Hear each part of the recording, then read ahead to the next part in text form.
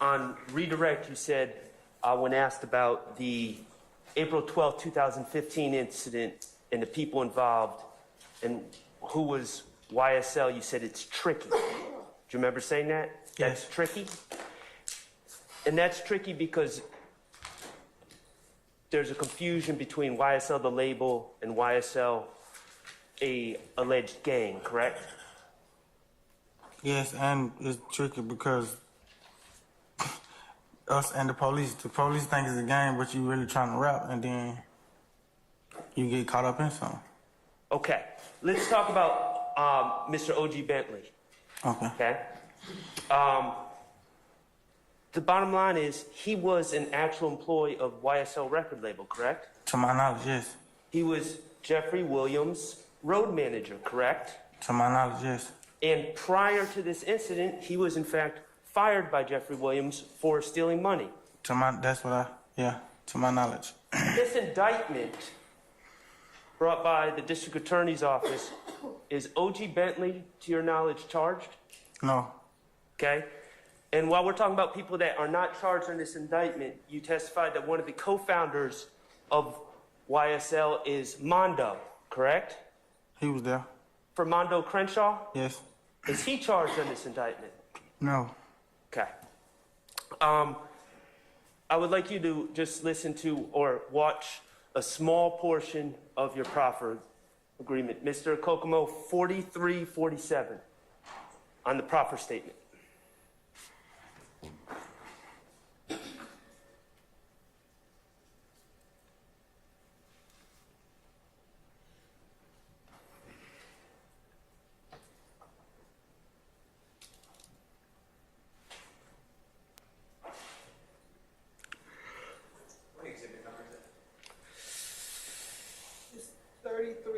Charlie. Thank you for saving me, Miss Hilton. 33 Charlie, Mr. Still. Get paid as a member of YSL.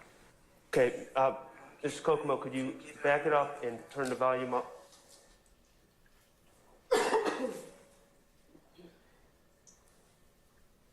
To about 43, 47. Do you just get free drugs? Do you get a cut of whatever money they get? How do you get paid as a member of YSL? You don't get paid, you just get how you live, man.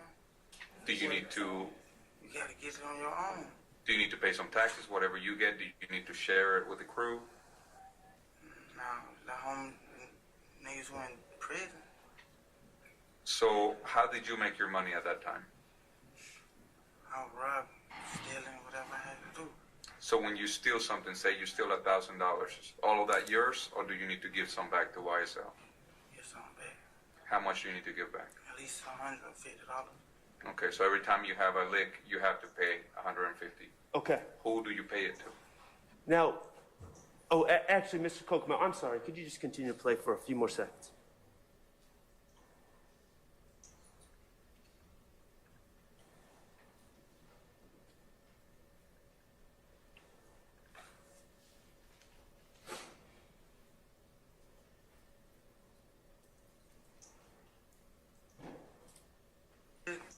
Look out for the homie called the Red. Just look out for whoever ain't got it. All right, so somebody that might be in custody needs some money on their books. Yeah. But who do you tell? How do they know that you are doing your part? How do they keep track of you actually?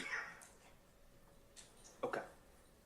So, Mr. Murphy, my first question, the gentleman asking the questions threw out a hypothetical of well, first you said you get money how you get it, correct? You got to get your own. Yes. And you told the person questioning you that you get it through robbing and stealing. Yes. Okay, and were you robbing and stealing? Gentlemen asking the questions. Were you robbing and stealing back then? Yes. Okay.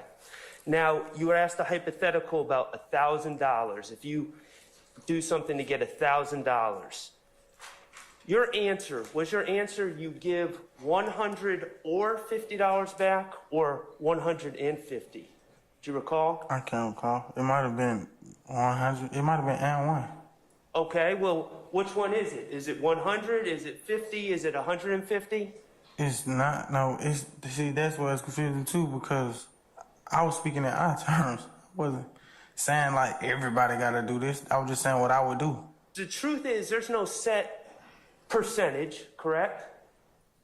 No. Do you know what percentage 150 is to 1,000? Ask that again. Was there a set percentage? No. Okay. Were there set expectations? No. Do you remember, was there an accountant keeping track of what everyone gave? No. Were people giving to their friends? I was. Did you give to the books of people that were struggling in Rice Street and in prison? I had a couple friends in prison, so yes. Did you give to people that were struggling in Rice Street and in prison that you considered YSL? I don't even think they weren't even at home when we made it. They was already in prison. Did you give money on books to people that you considered struggling that weren't YSL? Yes. Okay. Do you remember hearing something about a red box? Yes. Where is this red box? See, that's where it's get confusing again because that's blood terminology. That ain't had nothing to do with. Yeah. Correct. That red box that you brought up in that interview when you were trying to go home, that red box didn't have anything to do with YSL, did it? That was blood terminology. That was blood terminology. That was terminology you knew from being a blood in the past, correct? Yes. Correct? Yes. And you brought up the red box because you thought bringing that up at that time would help get you out of this jam, correct? Speculations of what he thought, why he said. I'm asking him what he thought. I stand the questions to form. Why don't you rephrase it? The red box has nothing to do with YSL, does it? No. Thank you. No further questions.